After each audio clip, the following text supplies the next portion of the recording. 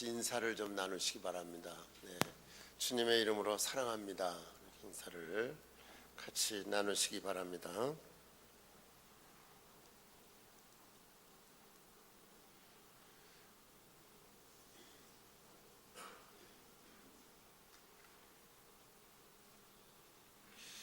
오늘은 제가 몇 번째 이 설교를 하는 건데, 이 본문을 가지고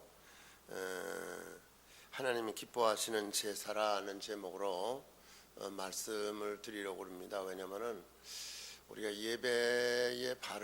예배의 삶을 바로 살게 되면은 여러분들이 영적으로 바로 쓰게 되고, 또 하나님이 여러분들을 책임져 주시고 은혜와 복을 나눠주시는 것을 반드시 힘있게 되어지기 때문에 예배가 여러분들에게 얼마나 중요하다는 것을 기억하고, 우리가 금년 한 해뿐만 아니라 이제부터는 여러분들이 예배의 삶을 바로 살도록 그렇게 힘썼으면 좋겠습니다. 그래서 예배는 빠지면 안 되고, 또 이 예배는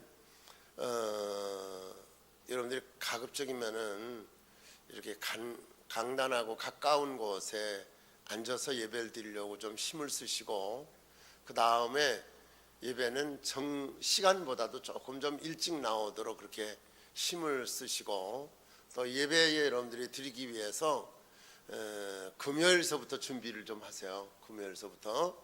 그래서 이 예배에 참여하기 위한 어떤 준비된 마음을 가지고 하나님 앞에 나와서 예배를 드렸으면 좋겠다는 거, 그리고 이 예배 가운데서 특별히 그 주어지는 내용의 말씀은 굉장히 중요한 내용의 말씀이 됩니다. 그러니까 이 말씀을 여러분들이 간직하고 놓치지 말도록 살아가는 그런 삶이 필요하고, 그렇게 살아간다고 할 것 같으면 하나님이 여러분들에게 좋은 증거를 많이 이루어 줄 겁니다.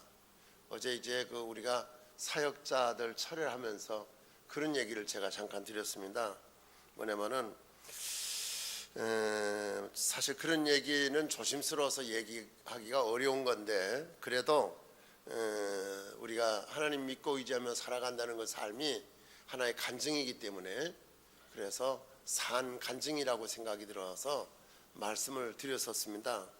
하나님 앞에 기도하는 걸 하나님이 다 들어주셨고, 또 심지어 마음을 먹더라도 하나님이 그것조차도 다 이루어 주시고, 그렇기 때문에 물론 우리가 어떤 욕심이나 이제 그 탐욕을 가지고 그렇게 하는 것 말고, 하나님 뜻대로 살고 싶어서 하나님 앞에 그런 마음을 간직하고 있을 적에 하나님이 그것을 다 이루어 주세요. 그리고 뭔가 하나님 뜻대로 이렇게 살아가려고 하는 그 상 가운데서 하나님이 직접적으로 인도하는 걸 많이 체험을 하게 되어지거든요.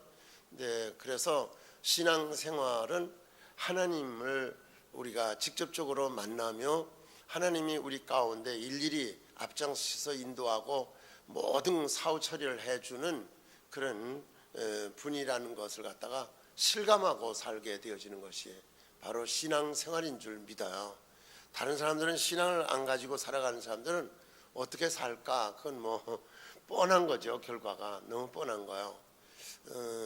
근데 그 주기철 목사님이라고 목사님이 목회하시던 산정현 교회에서 유명한 그런 장로님 두 분이 계셨어요. 한 분은 조만식 장로님이고, 한 분은 그 유계준 장로님이신데, 그 장로님들이 이렇게 신앙생활 한 걸 통해서 후손들이 엄청난 그런 하나님의 은혜와 복을 받는 거예요. 그래서 그 서울대학교 총장도 지내고 법대 학장도 하신 유기천 그분이 셋째인가 넷째 아들이에요. 그리고 그 전에 메디컬 센터에 원장을 하셨던 유기준 박사라고, 그분도 첫째 그 장로님의 맞이가 되는 분이에요. 뭐 그래서 그 자녀들이 8남매인데 8남매가 다 그런 역할을 했고, 2012년에 그분의 가정에 대해서 이렇게 했는데, 그 자녀손이 살아있는 자녀손 가운데서 박사학위를 받은 분이 150여 분이래요. 저는 좀 우리 교회에서 신앙생활하는 분들이 좀 그런 한 어떤 산 그 증거가 되어지도록 좀 살아줄 수 없을까? 할 수 있다고 봅니다. 할 수 있다고 보고 우리가 신앙적으로 하나님 앞에 이렇게 좋은 모습으로 살게 되어지면은 반드시 하나님이 기억하고 역사하여 주실 줄 믿습니다. 그만큼 우리가 하나님 앞에 신앙을 가지려면 철저하게 바로 가지고 하나님이 기뻐하는 자가 되어지도록 힘써야 된다 이겁니다. 그렇게 됐을 적에 그래서 저는 그런 얘기를 했습니다. 이렇게 마음을 먹고 몇 가지 가는데 최근에 하나님이 이런 것들을 이루어 주었고 또 아프리카 선교를 하려고 그랬더니 남아프리카에 가서 어디를 장소를 정했으면 좋을까 하고 거기 먼저 우리 집사님 가족이 계셔서 그 집사님 가족에게 부탁을 해가지고 이분이 몇십 곳을 돌아봤어요. 돌아보고 목사님이 오시면은 어느 곳을 이렇게 선정을 해서 소개를 할까 하고 여러 군데를 봤는데도 자기가 그게 잘 잡히지가 않는 거예요. 그런데 우리가 딱 갔더니 그 집사님도 처음 가서 보는 곳이에요. 처음 가서 보는 곳이 딱 정해지는데 그게 마음에 그냥 확 와닿는 거예요. 그래서 이곳을 하자고 그렇게 했어요. 근데 나중에 알고 보니까 유명한 그런 아프리카에서 유명한 신학대학의 그 원로 교수 되신 거예요. 그래서 그 댁을 우리가 이제 계약을 하면서 그 절차를 밟게 되어졌는데 하나님이 인도하시고 역사하는 거예요. 그리고 또 우리 또 그 김영재 집사가 그 멕시코에서 대사관에서 이제 있다가 어디로 갔으면 그러길래 영국하고 남아공이 나왔다고 그래서 우리가 거기 간다고 그랬더니 글이 이제 발령이 돼서 2월서부터 이제 남아공에 근무하게 되어져요. 아마 거기서 있게 되면 아마 부대사급으로다가 일을 할 것 같아요. 제 생각에는 하나님이 모든 걸 이렇게 인도해 주시고 역사해 줘야 되는 거예요. 우리가 인위적으로 뭐 이렇게 하자 이러자 해서 되어지면 얼마나 좋겠어요. 근데 하나님이 그렇게 간섭하고 인도하고 책임져 주시고 역사할 수 있는 우리 자신이 되어지도록 신앙생활을 하나님 마음에 맞도록 맞춰 살아가야 되는 줄 믿어요. 이건 적당히 어떤 그냥 눈속임이나 적당하게 보이기 위한 어떤 형식적인 거 아니에요. 예배가 이렇게 있지만은 예배라는 이 자체가 이렇게 순서들이 있지만 이 순서 하나하나가 의미 있는 거예요. 그리고 이 순서 하나하나를 통해서 하나님이 임재하시고 역사하는 걸 여러분들이 체험할 수 있기를 바랍니다. 그래서 하나님이 기뻐하는 예배를 드리면은 기쁨과 감사와 찬양이 넘치게 되어지고 우리에게 하나님이 공급하시는 생명적인 힘이 와닿게 되어지는 거예요. 그러면서 이 예배를 바로 잘 드리는 삶을 살게 되면 하나님이 우리에게 은혜와 복을 반드시 주세요. 왜 아멘을 못해요? 그래서 이 예배를 바로 드리는 이 삶을 우리가 살게 되어지면은 하나님이 여러분들의 삶에 대해서 철저하게 책임져 주시고 역사하게 되어진다는 걸 믿으셨으면 좋겠어요. 그래서 요한복음 4장 23절로 24절에 보면은 아버지께 참되게 예배하는 자들은 영과 진리로 예배할 때가 오나니 곧 이때라. 아버지께서는 자기에게 이렇게 예배하는 자들을 찾으시느니라. 하나님은 영이시니 예배하는 자가 영과 진리로 예배할지니라. 아멘. 그러니까 우리가 무슨 예배를 드리냐, 오늘 말씀 가운데도 하나님 앞에 나 자신을 몸을 삶을 하나님 기뻐하는 산 제물로 드리라 그러고 본문에 이렇게 말씀을 했는데 이거가 우리가 드릴 영적 예배라는 거예요. 영적 예배라고 그러면서 이 영적 예배는 뭐냐? 그럴 것 같으면은 영과 진리로 예배하는 것이 영적 예배라는 거예요. 그래서 영적 예배는 하나님의 영과 사람의 영이 만나는 예배인 거예요. 그러니까 하나님은 영이라고 그랬어요. 영이라는 의미는 뭐냐면은 우리들이 이 세상의 어떤 것도 그렇게 할 수 없지만 영이라는 것은 초월적인 존재라는 얘기예요. 그리고 이 영이라는 것은 시 공간을 초월하는 그런 존재인 거예요. 그리고 영이라고 이렇게 말씀하는 것은 거룩한 존재라는 뜻이에요. 그러니까는 하나님은 어떤 분이냐, 시공간을 초월하시는 분이고 영원하신 분이고 또 뭐냐 할 것 같으면은 그 거룩한 존재라 이거예요. 하나님과의 만남을 그 예배를 통해서 만나게 되어지는데 우리가 하나님 만날 수 있는 그런 요소를 스스로 준비하여서 하나님을 만나도록 힘써야 되는 줄 믿어. 그래서 육으로는 볼 수가 없어요. 육으로는, 영으로는 볼 수 있지만은 육으로는 볼 수 없기 때문에 우리가 하나님 만난다 그러게 되면 육으로 만나는 것이 아니라 내 영으로 하나님을 만나는 거예요. 그러니까 우리의 영이 뭐냐 할 것 같으면 하나님에 대한 어떤 그런 감각적인 요소가 살아 있어야 되는 거예요. 그러면은 하나님이 내게 임재하고 또 역사하는 모든 것들을 감지할 수 있는 줄 믿습니다. 그래서 하나님께서는 영적 예배를 받으세요. 육적 예배, 육신이 와서 그냥 뭐 적당히 이렇게 하는 그런 걸 하나님 받으시는 것이 아니고 하나님은 영적인 존재이기 때문에 우리의 영으로 하나님 앞에 드리는 예배를 하나님 받으신다 이거예요. 그래서 이 예배는 하나님의 영과 우리의 영이 만나는 것이 바로 예배라 얘기해요. 이것을 우리가 잘 알아야 될 줄 믿습니다. 그래서 이 예배는 살아있는 예배인 거예요. 즉 뭐냐면 이 예배 가운데는 하나님의 생명적인 역사가 일어나고 있고 하나님이 활동하는 현장이라는 얘기예요. 우리가 이 시간 하나님 앞에 예배 드릴 적에 이 현장에는 하나님이 임재하셔서 활동하며 여러분들이 하나님께로 열려져 있게 되면 하나님이 여러분들 한 사람 한 사람을 타치해 주는 거예요. 만져주시고 또 역사하는 거예요. 그거를 제가 요새 우리 교회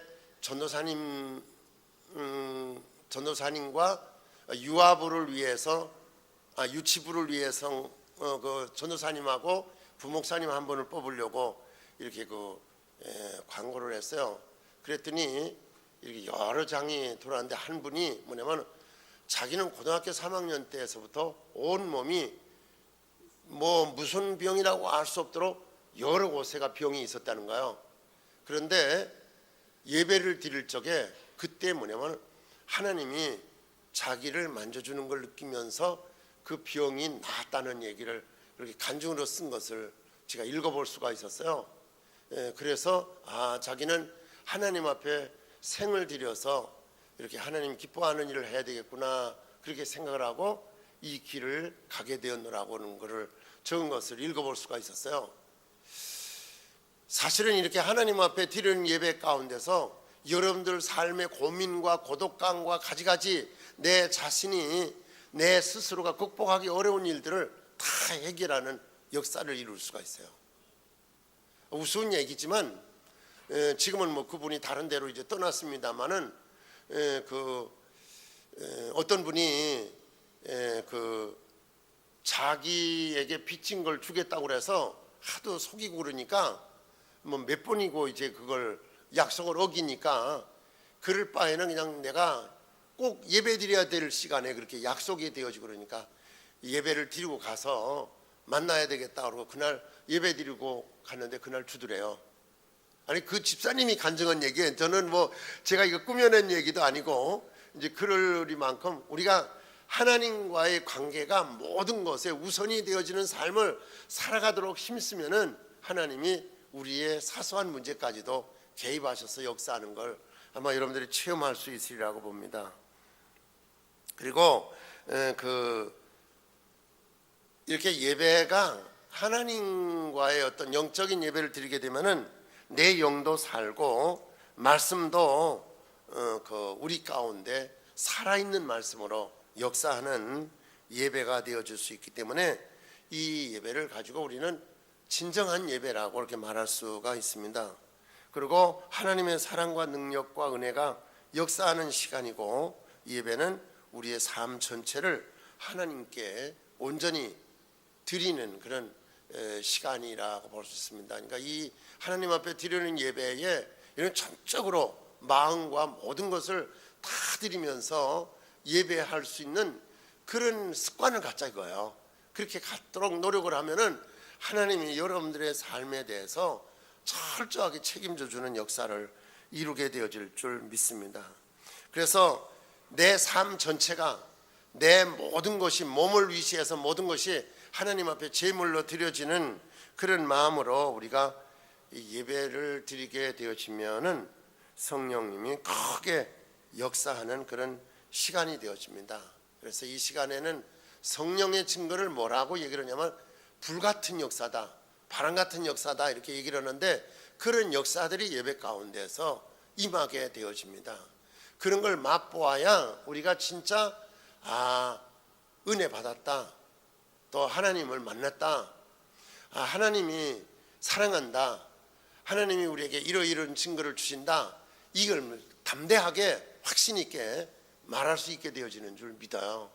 그래서 예배를 잘 드리고 나가는 사람은 진짜 하나님을 만나고 나가기 때문에 나갈 적에 기쁨이 넘치고 좋은 표정을 볼 수가 있는 줄 믿습니다.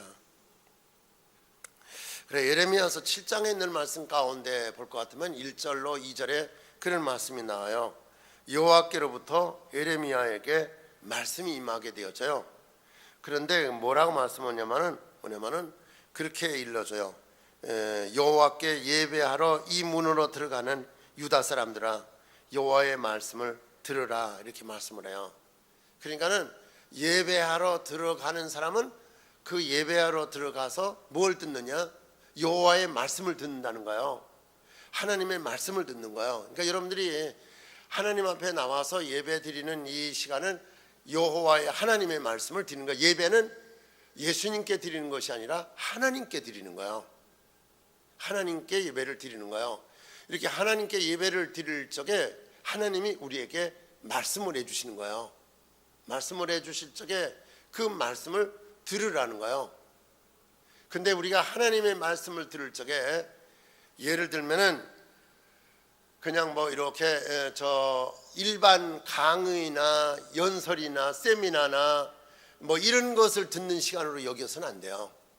정말 집중하고 사모하면서 하나님이 오늘 나에게 무슨 말씀을 해주는지 그걸 놓치지 않으려고 굉장히 마음을 집중해서 들으려고 애를 써야 되고, 그 듣는 말씀을 우리가 잊어버리지 말고 흘러버리지 말고 그 말씀대로 내가 산다, 이렇게 생각을 하고 그 말씀을 여러분들이 철저하게 내게 주는 하나님의 말씀으로 받을 수 있는 그런 자세를 가져야 된다고 봐요. 저도 이렇게 성경을 읽다가 이제 성경 말씀이 이렇게 확 닿을 적에 확신이 생겨요. 하나님이 이런 말씀을 하시는구나. 그래서 저게는 그 말씀을 듣고서는 그 말씀을 붙들고는 얼마나 감격하고 기뻐하는지 몰라요. 여러분들도 그렇겠죠?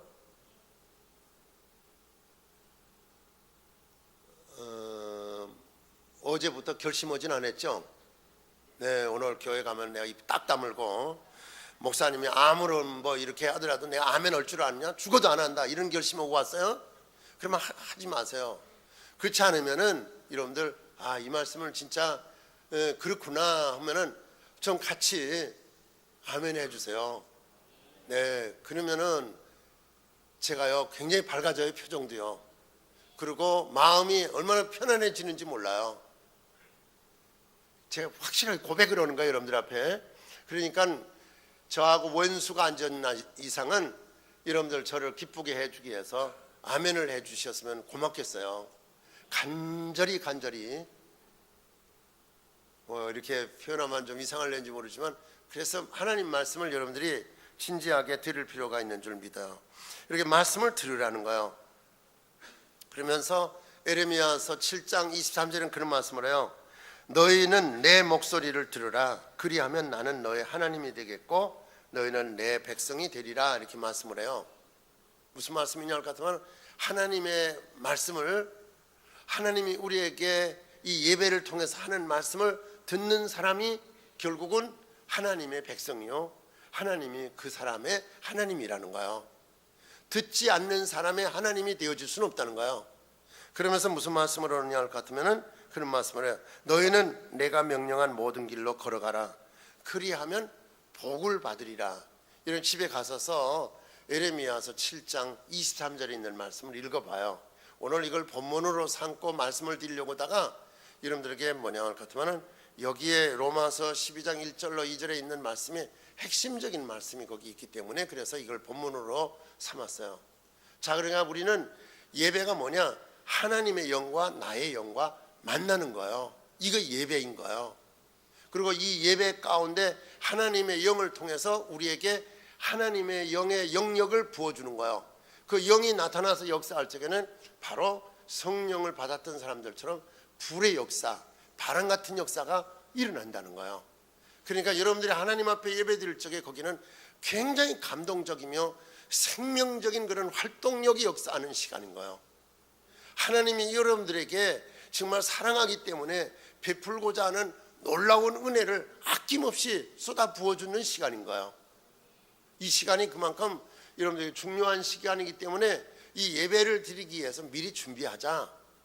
그리고 나와서는 정말 사모하는 마음으로 지금 하나님 말씀을 듣는 것처럼 이렇게 듣고자 하는 그런 열심을 가지고 여러분 이렇게 말씀을 드리는 걸 잘 듣고 행하게 되면 복이 되는 거예요.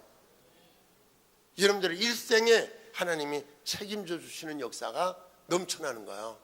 그래서 제가 어제 사역자들 차를 하면서 말씀을 드렸다고 그랬잖아요.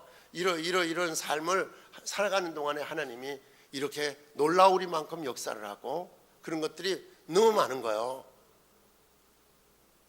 그러니까 세상 사람들이 여러분들을 볼 적에 그렇게 바른 신앙을 가지고 살아가는 여러분들을 볼 적에 야, 저 사람 배후에는 누가 있다. 옛날에는 이걸 어떻게 얘기를 하면 저 사람 분명히 빽이 있다 이런 얘기를 해서 옛날에는요. 근데 요새는 빽 소리를 잘 안 해요. 우리가 살아가던 시대는 빽에 대한 얘기를 많이 했어요. 어디 잘 되고 어디에 뭐가 저게 되면 빽 있나 봐 저 사람은 이렇게 얘기를 많이 했어요. 근데 지금은 여러분들은 뭐냐면 저 사람 배후에는 하나님이 있다 이래 말할 수 있는 것이 그거에 진짜 그 사실적인 얘기가 되어진다고 봐요. 여러분들이 믿는다고 그러면은 여러분들 배후에는 하나님이 있다고 하는 걸 주변에 있는 사람 모든 사람이 인정할 수 있어야 돼요. 믿으세요? 네. 저는 목사가 돼서보다는 이렇게 가면 어디든지 간에 그런 얘기를 들어요. 목사님이 계시니까 목사님이 오셨으니까 목사님이 저 말씀하셨으니까 잘 될 거라는 거예요. 굉장히 기분 좋아요. 부담스러워요? 기분이 굉장히 좋아요. 왜냐하면 그만큼 인정한다는 것에 대해서 기쁘죠.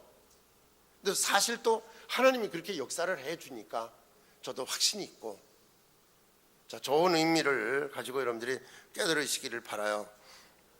그래서 예배는 진리의 예배인 거예요. 자, 예배는 영의 예배이고 무엇의 예배요? 진리의 예배라 이거예요. 그러니까 오늘 우리가 하나님 앞에 예배를 드릴 적에 하나님은 우리를 향해서 말씀으로 임재하는 거예요. 말씀을 주시는 거예요. 그럼 여러분들은 그 말씀을 받으면서 아멘. 그러니까 여러분들이 영과 영이 만나지만 또 진리와도 만나는 거예요. 하나님 말씀과도 만나는 거예요. 이 말씀이라는 것은 살아있는 능력인 거예요. 이 말씀이 여러분들 속에 들어가게 되면은 사는 역사가 일어나요. 그 에스겔 골짜기에 뼈들이 즐비했는데 그 뼈들이 얼마나 오래됐는지 만지면 다 삭아서 부스러질 단계까지 이르는 그런 뼈들이 형체만 있는 거예요. 거기를 향해서 말씀을 하니까 뼈가 뼈대로 다 맞춰지면서 거기에 힘줄이 생기고 살갗이 데피면서 형체를 이루어서 무리를 이룬 거야. 거기에 뭐냐면 성령의 바람이 부니까 군대가 되었다고 그랬어요. 이런 말씀이 나와요. 이런 진리라는 것은 우리에게 생명의 요소가 되는 거예요. 생명의 양식이요, 생명의 요소가 되어지는 거예요. 그러니까 이 시간에 하나님께서 우리에게 이 말씀이 들려졌을 적에 여러분들은 아멘. 하나님이 나에게 이런 말, 이걸 놓치면은 별 의미가 없어요. 그러니까는 몸만 와서 예배드리는 건 가치가 없다는 얘기예요. 우리가 영으로 예배를 드리고 하나님이 주시는 말씀을 받았을 적에 내게 소생하며 회복되어지며 하나님이 공급하시는 능력의 요소가 내게 임하게 되어지는 거예요. 생명적인 힘이 우리에게 임하게 되어진다 이거예요. 믿으시기를 바라요. 네. 그래서 여러분들이 예배 드리고 나면은 하나님이 여러분들에게 뭐냐, 영적인 보신을 시켜준 거예요. 그 힘이 나야죠.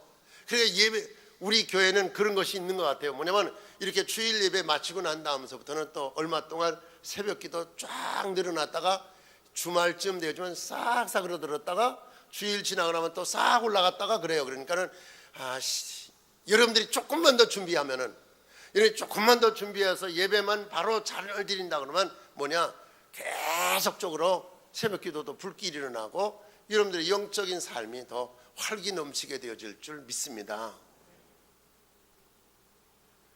저는 그래도 제 깐에는 힘쓰느라고 힘쓰거든요. 토요일 날 뭐 그 대단한 건 아니지만도 잠도 못 자고, 그러고선 그냥 그렇게 해서 한마디 말씀이라도 여러분들이 받고 여러분들에게 생명의 양식이 되기를 원하고 하나님이 여러분들에게 더 많이 접근되기를 원하는 그런 마음을 가지고 이렇게 말씀을 드리고 그러는데, 뭐 시대도 많이 이런 것에 대해서 방해를 받지만도 어떻든 여러분들이 살기를 원하는 마음 가지고 이런 말씀을 전하기를 원하는 거예요. 그 다음에는 예배는 분명히 하나님이 임재하세요. 그래서 하나님과 만나는 시간인 거예요.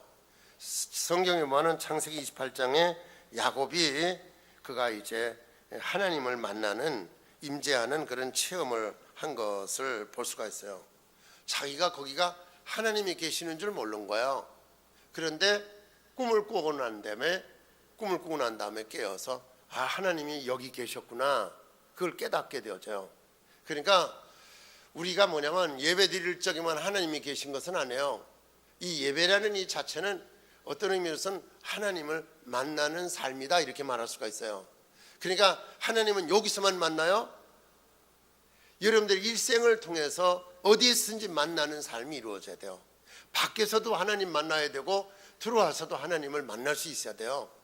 그러니까는 우리가 이런 하나님의 임재를 항상 이제 우리가 체험하면서 살아가는 거예요. 어디서든지. 이거에 여러분들에게 있어질 적에 이 세상에서 승리하고 하나님께 영광을 돌릴 수 있는 줄 믿습니다. 존 스토트라고 하는 사람이 그런 고백을 했어요. 뭐냐면은 예배는 두 세상이 만나는 것이라고 그랬어요.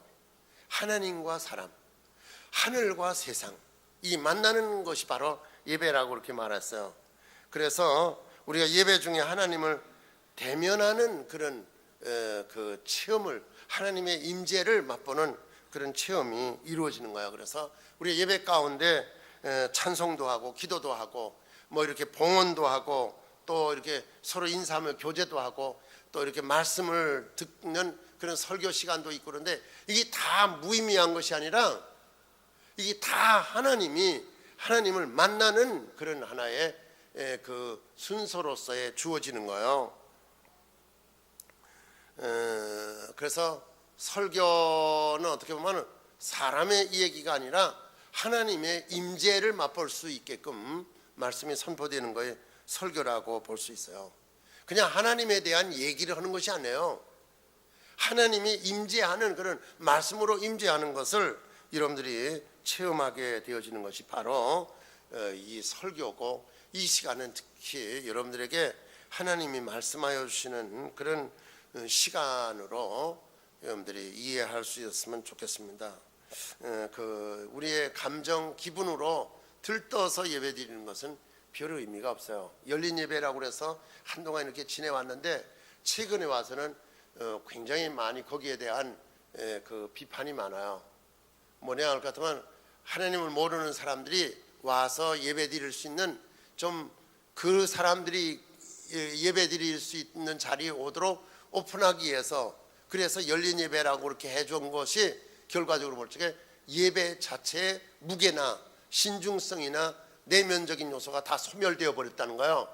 그러니까 뭐냐, 형식만 남아서 들뜨는데 실제적으로는 영적인 깊이는 잃어버렸다 하는 것이 지금 모든 그 학자들이 내려지는 결론이에요.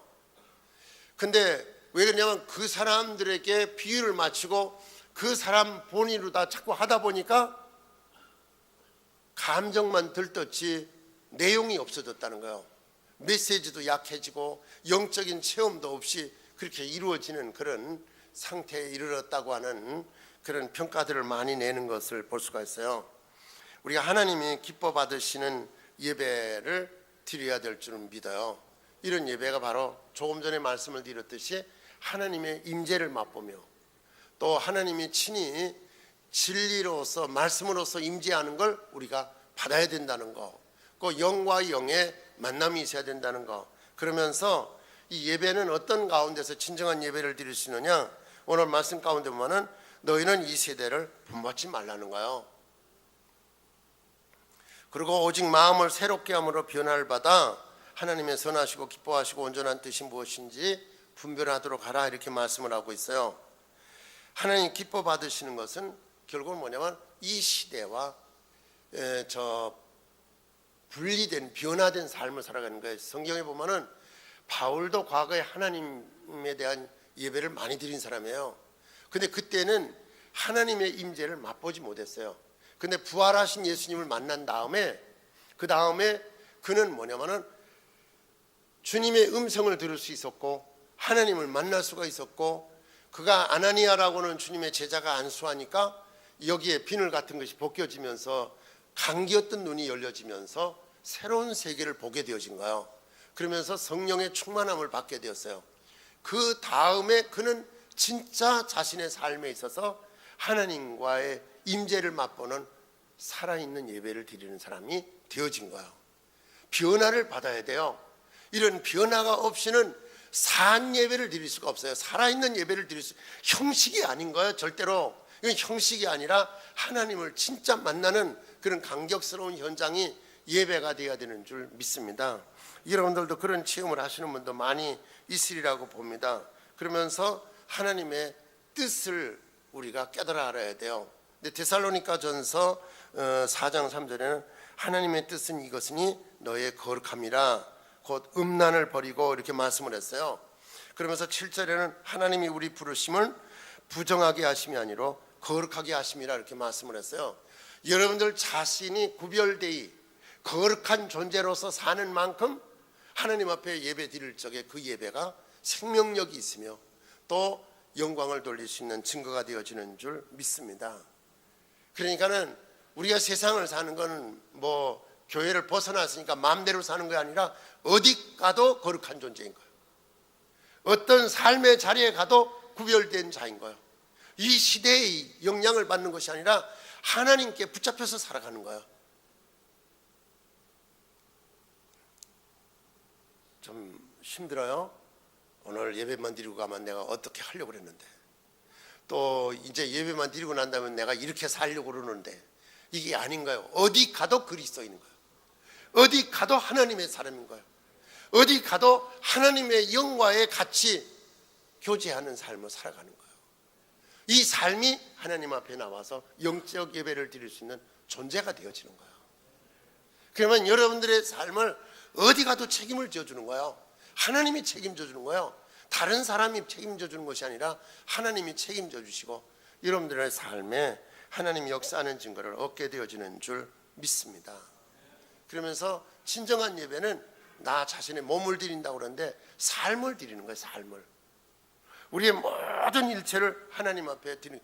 그래서 산제물로 산제사를 드리라고 하는데 그건 뭐냐 할 것 같으면 우리 자신이 하나님 앞에서 드릴 적에는 내 본래적인 것이 거기서 다 죽여서 제물로 드려지는 거예요. 뭐냐? 나의 뜻, 나의 고집, 나의 의지, 나의 야망, 나의 욕심, 나 자아를 하나님 앞에 잡아서 드리는 거예요. 좀 표현이 좀 목세죠. 근데 뭐냐면 하나님 앞에 우리 예배 드리는 사람은 자기가 죽는 거예요. 그래야 하나님이 그 가운데 생명으로 임재하는 거예요. 믿으시기 바라요. 그러니까는 그런 삶을 살아갈 적에 하나님이 우리에게 부어주시는 것을 수용할 수가 있으며 하나님의 그런 영원한 것들이 우리에게 임재하게 되어지는 줄 믿습니다. 그래서 성경에는 그런 말씀을 해요. 내가 사는 것이 아니라 오직 내 안에 그리스도께서 임재하여서 계시며 주님이 사시는 거예요. 영으로서 진리로서 함께 있다고 하는 것을 기억을 할 수 있기를 바랍니다. 이런 삶을 살아갈 적에 여러분들 이 예배를 통해서 여러분들에게 공급되어지는 신령한 요소가 넘치게 되어지는 거예요. 제가 강원도 평창에 갔더니 거기에 이제 송어 양식장을 간 적이 있었어요. 가서 봤더니 이놈들이 이제 그 양식장이니까 주인이 먹을 걸 이렇게 뿌려줘요. 그러면 저 다 집중돼 가지고 그 부러진 데 와서 뽀끔뽀끔 오면서 그냥 먹이를 먹느라고 이놈들이 그냥 야들 몸부림침을 그래요. 근데 그러니까는 그거에 이제 거기서 풀어지기도 하고 먹이가 뿌얀 듯해요, 물이. 그래서 가만히 있는데 보니까 이 골짜기에서 맑은 물이 내려오니까 그쪽으로 몰려요.